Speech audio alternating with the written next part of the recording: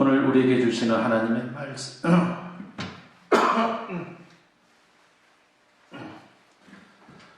오늘 우리에게 주시는 하나님의 말씀 요엘서 3장 14절 말씀부터 21절까지에 있는 말씀 보도록 합니다.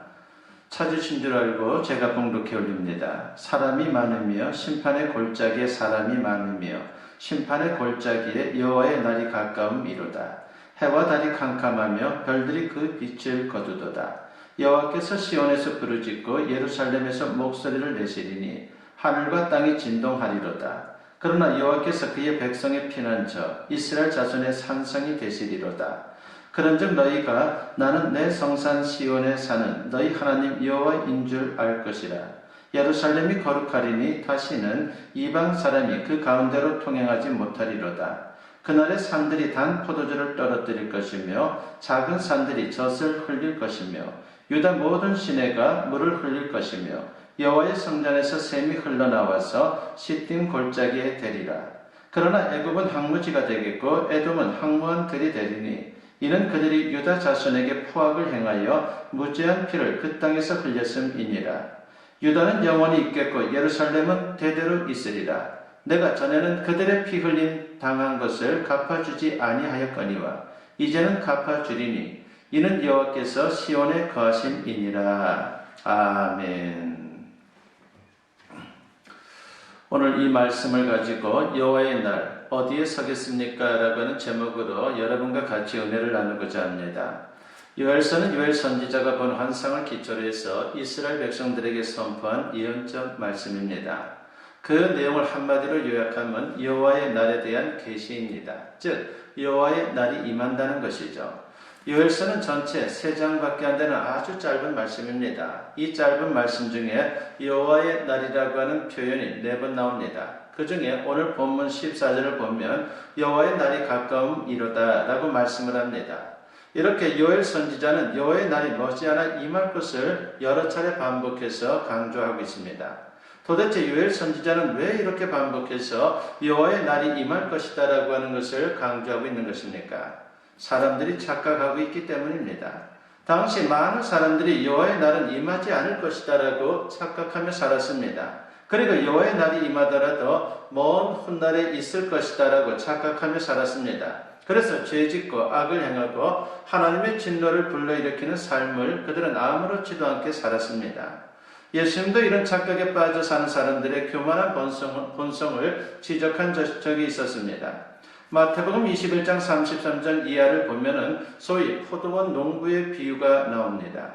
포도원 주인이 농부들에게 포도원을 새로 주고 타국으로 떠납니다. 포도 열매를 거둘 때가 되어서 주인은 이제 종들을 농부들에게 보내죠.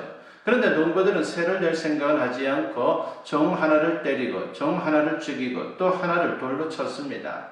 주인이 이번에는 더 많은 종들을 보냅니다. 이번에도 농부들은 못된 짓을 했습니다. 주인이 이번에는 자기 아들을 보냅니다. 그러자 농부들은 이 아들만 죽이면 포도원을 자신들이 차지할 것이다 라고 생각하고 포도원 밖으로 내쫓아 죽였습니다. 이 말씀은 하나의 비유입니다. 인간은 농부들처럼 주인이 아니고 청직일 뿐입니다. 그런데 자기들이 주인인 줄 착각하고 그렇게 살고 있습니다. 그러다 보니 하나님께서 간섭하는 것을 원치 않고 자기들이 세상의 주인인 것처럼 사는 것, 그것이 인간들의 본성이고 또한 그러한 모습이 많다라고 하는 것입니다. 그러다 보니까 자기 뜻대로 사는 그런 일들이 우리의 일상적인 모습인 것이죠. 결국 인간들은 영원히 인간의 날만 있기를 바라면서 여호와의 날을 인정하지 않았습니다. 그렇습니다. 오늘 현대 문명 속에서 인간이 그 중심에 자리 잡고 있습니다. 하나님은 더 이상 세상의 중심이 아닌 것처럼 그렇게 느껴집니다.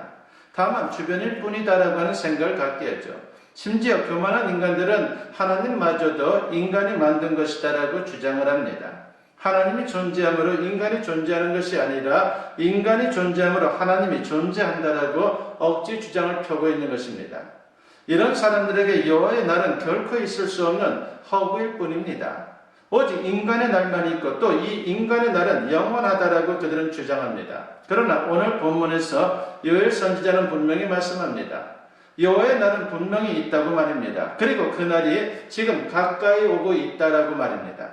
여호와께서 통치하시고 또 심판하실 여호와의 날이 있다라고 하는 것을 우리 믿음의 사람들은 잊어서는 안 됩니다. 그리고 그날은 이미 가까이 와 있다라고 하는 것 또한 우리가 잊어서는 안 됩니다. 결코 우리는 우리 인생의 주인이 아닙니다. 역사의 주인이 아닙니다. 다만 우리는 청직일 뿐인 것입니다. 이 점을 우리가 마음에 각인하고 살아야 합니다. 그러면 여호와의 날은 어떤 날입니까? 첫째로 심판의 날입니다. 본문 16절 말씀에 보니까 여호와께서 시온에서 부르짖고 예루살렘에서 목소리를 내시리니 하늘과 땅이 진동하리로다 라고 했습니다.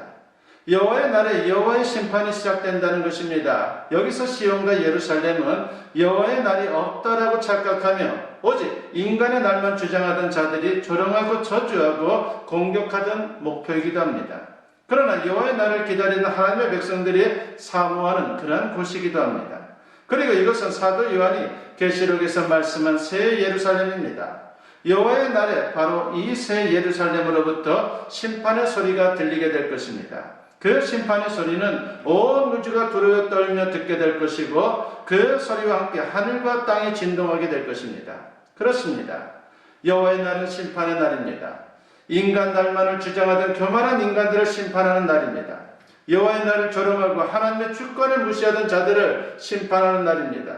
하나님의 백성들을 저주하고 박해하고 공격하던 자들을 심판하는 날입니다. 성경을 보면 하나님의 심판은 크게 두 종류로 이렇게 나와 있음을 우리가 보게 되죠. 하나는 예고편과 같은 심판이 있고 또 다른 하나는 본 영화와 같은 심판이 있습니다. 예고편은 맛보기이고 본 영화는 진짜입니다. 실제로 예고편과 같은 심판은 이미 성경에 수도 없이 임했습니다. 창세기 3장에서 하와를 미혹했던 뱀에게 심판이 임했습니다. 이어서 하나님은 인간을 심판하게 되죠. 하와에게 임신하는 고통을 크게 더하셨고 아담에게는 평생 수고해야 그 소산을 먹을 수 있도록 하는 심판이 임하도록 했습니다. 그리고 인간으로 하여금 흙으로 돌아가는 죽음의 심판을 하셨습니다. 예고편과 같은 심판의 하이라이트는 창세기 6장에 나오는 노아 홍수 심판입니다. 당시 인간의 죄악이 세상에 가득하고 생각하는 모든 계획이 항상 악하여 하나님께서 홍수로 저들을 심판하셨습니다. 이때 사람은 물론이거니와 가축과 기는 것과 공중의 새까지 모든 생명체들이 홍수 심판을 받았습니다. 그러나 본 영화와 같은 진짜 심판은 따로 있습니다. 그것이 바로 여호와의 날에 임할 심판인 것입니다. 요한계시록 20장 12절로부터 15절 말씀에 보면은 또 내가 보니 죽은 자들이 큰 자나 작은 자나 그 보좌 앞에 서 있는데 책들이 펴있고 또 다른 책이 펴졌으니 곧 생명책이라. 죽은 자들이 자기 행위를 따라 책들에 기록된 대로 심판을 받으니 바다가 그 가운데서 죽은 자들을 내주고 또 사망과 음부도 그 가운데서 죽은 자들을 내주매 각 사람이 자기의 행위대로 심판을 받고 사망과 음부도 불못에 던져지니 이것은 둘째 사망 곧 불못이라. 누구든지 생명책에 기록되지 못한 자는 불못에 던져지더라 그랬습니다. 그리고 히브리서 9장 27절에도 이런 말씀을 하죠. 한 번 죽는 것은 사람에게 정해진 것이요 그 후에는 심판이 있으리니 라고 말씀합니다. 그렇습니다. 성경에는 많은 곳에서 심판을 예고하고 있습니다. 이것은 하나님께서 정해놓은 것이고 결코 변하지 않는다라고 하는 것입니다. 그리고 반드시 이루어질 것입니다. 로댕의 대표작 하면 생각하는 사람일 것입니다. 이 작품은 원래 로댕이 단테 신곡 중에 지옥편을 주제로 해서 지옥의 문이라고 하는 초각 작품을 제작하게 되었는데 그 여러 작품들 중에 하나입니다. 나중에 그 작품들 하나하나마다 저마다의 이름을 붙이게 되죠. 그렇게 해서 이 작품에 생각하는 사람이라고 하는 이름이 붙게 된 것입니다. 로댕의 전기를 쓴 라이너 마리아 릴케라고 하는 사람이 있는데 그분이 이 작품에 대해서 이런 말을 한 적이 있습니다. 그는 말없이 생각에 잠긴 채 앉아있다. 그는 행위하는 인간의 모든 힘을 기울여 사유하고 있다. 그의 온몸이 머리가 되었고 그의 혈관에 흐르는 피가 뇌가 되었다라고 했습니다. 이 사람이 지옥 문 앞에서 무슨 생각을 저토록 처절하게 하고 있는 것 같습니까? 나는 과연 어떻게 살아왔나? 하나님은 과연 내게 어떤 판결을 내리실까? 나는 과연 무사히 심판대 앞을 통과할 수 있을까? 이런 것들을 생각하지 않았겠습니까? 그러나 이 사람은 이미 때가 늦은 것입니다. 이런 생각은 지옥 문 앞에서 할 생각이 아니죠. 이 땅에서 지금 우리가 이런 생각을 치열하게 하며 살아야 하는 것입니다. 그래야 하나님의 심판을 미리 대비할 수 있는 것입니다. 누가복음 16장 19절 이하에는 어리석은 부자 이야기가 나옵니다. 그는 자색옷과 고운 베옷을 입고 날마다 호화롭게 인생을 즐기며 사는 그러한 사람이었습니다. 그러던 어느 날 그 집 문전에서 걸식하던 거지 나사로가 있었는데 바로 그 나사로가 죽어서 천사들에게 받들려 아브라함 품에 들어가게 됩니다. 그런데 부자는 죽어서 지옥에 들어가게 되죠. 그러면서 영원히 꺼지지 않는 불 속에서 큰 고통을 겪는 그러한 신세가 되었습니다. 어리석은 부자는 아브라함을 아버지 아브라함이라고 부르면서 자신을 긍휼히 여기사 나사로를 보내어 그 손가락 끝에 물을 찍어서 자기 혀를 서늘하게 해달라고 그렇게 간청을 하게 됩니다. 뿐만 아니라 그는 아브라함에게 나사로를 그의 아버지 집에 보내서 그의 다섯 형제에게 증언하여 이 고통받는 곳에 오지 않도록 해달라고 부탁을 하죠. 그들이 모세와 선지자들의 말은 듣지 않을지라도 만일 죽은 자가 일어나서 자신들에게 오면은 회개할 것이다라고 그렇게 말하는 것입니다. 그러자 아브라함이 뭐라고 말합니까? 누가복음 16장 31절에 보니까 모세와 선지자들에게 듣지 아니하면 비록 죽은 자 가운데서 살아나는 자가 있을지라도 건함을 받지 아니하리라 하고 있습니다. 어리석은 부자, 그는 이 세상에서 날마다 호화롭게 살았습니다. 그러나 그는 지옥에서 분초마다 큰 고통을 겪는 그러한 비참한 존재가 되고 말았습니다. 그러면서 그는 죽어서 못 올 곳이 지옥이다라고 하는 것을 절감하게 된 것이죠. 그러나 돌이킬 수 없습니다. 살아생전 자신의 종말을 생각하지 않은 것이 화근이었습니다. 그렇습니다. 하나님의 심판을 생각하지 않는 사람의 종말은 지옥이며 그리고 고통일 뿐이다라고 하는 것입니다.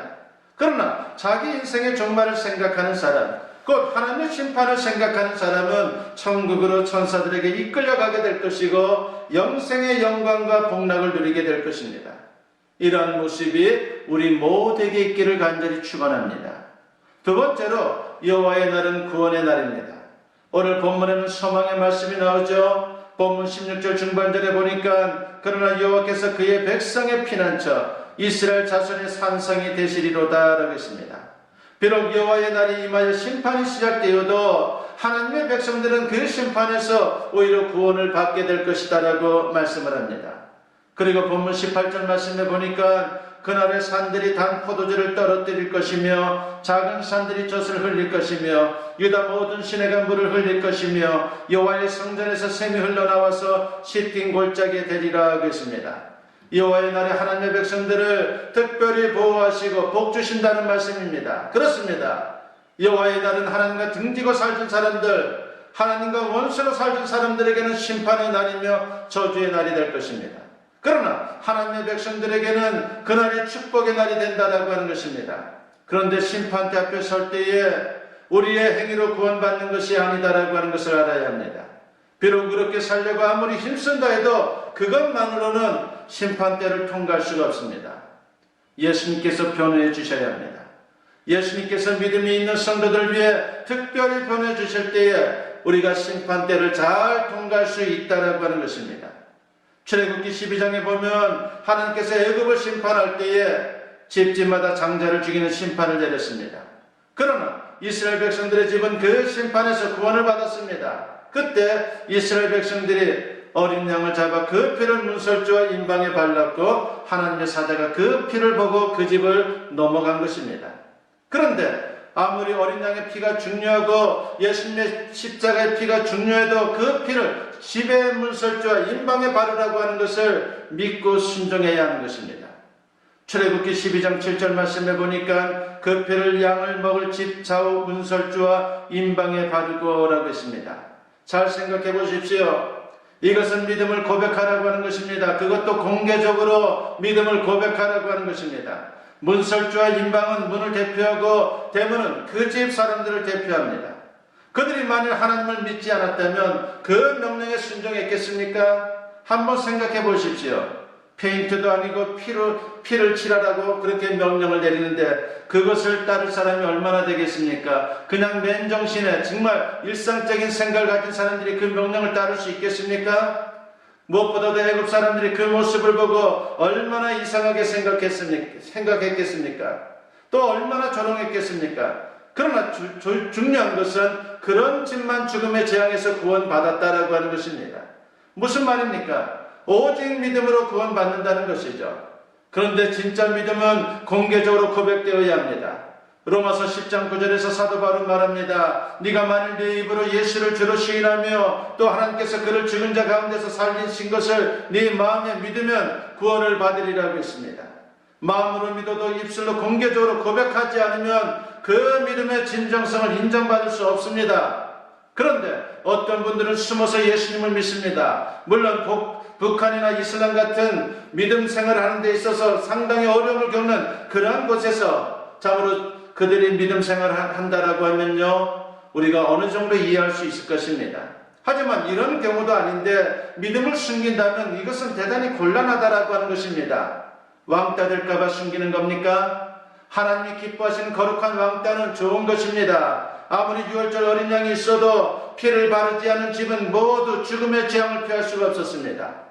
마찬가지로 예수님께서 십자가 대속의 피를 흘리셨어도 개인적으로 믿고 고백하지 않으면 아무런 소용이 없는 것입니다. 오직 믿고 고백하는 사람만 구원을 받는 것입니다. 그래서 믿는 자들, 즉 택자들만 제한적으로 구원받는 것을 뭐라고 말합니까? 제한적인 속죄라고 말합니다. 예수님께서 흘린 피는 모든 인류를 구원하고도 남지만 실제로 구원받는 것은 믿는 자들로만 제한된다라고 하는 것입니다. 마찬가지입니다. 여호와의 날 우리가 구원을 받으려면 다른 길이 없습니다. 예수님의 보혈을 믿어야 합니다. 이것이 하나님의 방법입니다. 우리가 예수님을 믿고 하나님의 백성이 되면 여호와의 날은 우리에게 축복의 날이 될 것입니다. 반드시 여호와의 날이 임합니다. 그리고 여호와의 날 심판이 있게 될 것입니다. 우리가 그 심판을 면할 길은 다른 길이 없습니다. 오직 하나, 예수님을 잘 믿는 것입니다. 예수님을 잘 믿어 하나님의 백성이 되면 우리에게 여호와의 날은 구원의 날이요 축복의 날이 될 것입니다. 코로나19로 신앙이 흔들리고 그러다 보니 신앙을 접는 분들이 많다는 얘기를 듣습니다. 어떤 분들은 신앙인임에도 참으로 자신이 신앙인이다라고 하는 것을 부인하는 경우도 있다라고 합니다. 지금은 그것이 지혜롭게 보일지 모릅니다. 그러나 여호와의 날 주님은 말씀할 겁니다. 나도 너를 모른다. 나도 너를 모른다라고 말입니다. 우리에게 인간의 날이 전부가 아닙니다. 우리는 반드시 여호와의 날 주님 앞에 서게 될 것입니다. 그때 어리석은 부자처럼 후회하는 일이 벌어져서는 아니 됩니다. 코로나19가 세상에 만연해 있고 그 힘이 막강하다 할지라도 그럴수록 더욱더 예수님을 잘 믿어서 여호와의 날이 심판의 날이 아니라 축복의 날이 될 수 있기를 주님의 이름으로 간절히 축원합니다. 기도드립니다. 사랑과 은혜가 충만하신 아버지 하나님 감사합니다. 여호와의 날을 통해서 우리가 심판을 받는 존재가 아니라 축복을 받는 존재가 되게 하여 주시옵소서. 그러기 위해서 신앙생활 잘하게 하시고 예수님 잘 믿을 수 있도록 주님 또한 우리에게 강한 믿음을 더하여 주시옵소서. 감사드리옵고 예수님의 이름으로 기도드리옵나이다. 아멘. 축복 기도드립니다. 이제는 우리 주 예수 그리스도의 은혜와 아버지 하나님의 무궁하신 사랑하심과 성령의 감화감동 역사 충만하심이 오늘 주님께 예배로 영광 돌리며 오늘 또한 선포된 말씀을 가지고 여호와의 날을 대비하며 진정 주님 앞에서 그날을 복된 날로 삼기를 다짐하고 소망하며 세상을 향하는 주님의 사랑하는 자녀들 위해 지금으로부터 영원토록 함께 하시기를 간절히 축원하옵나이다. 아멘.